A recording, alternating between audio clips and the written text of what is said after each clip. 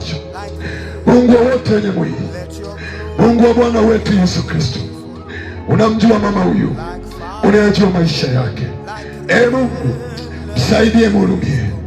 Pepo zilizo katika maisha yake, toka, achia maisha yake, toka kwa jina la Yesu. Ninakuapisha ewe jini, ewe mizimu, ewe mateso uliye juu ya mama huyu, unanisikia? Kwa jina la Yesu na kutumia moto, toka, achia maisha yake, toka, achia maisha yake, toka, achia tumbo lake.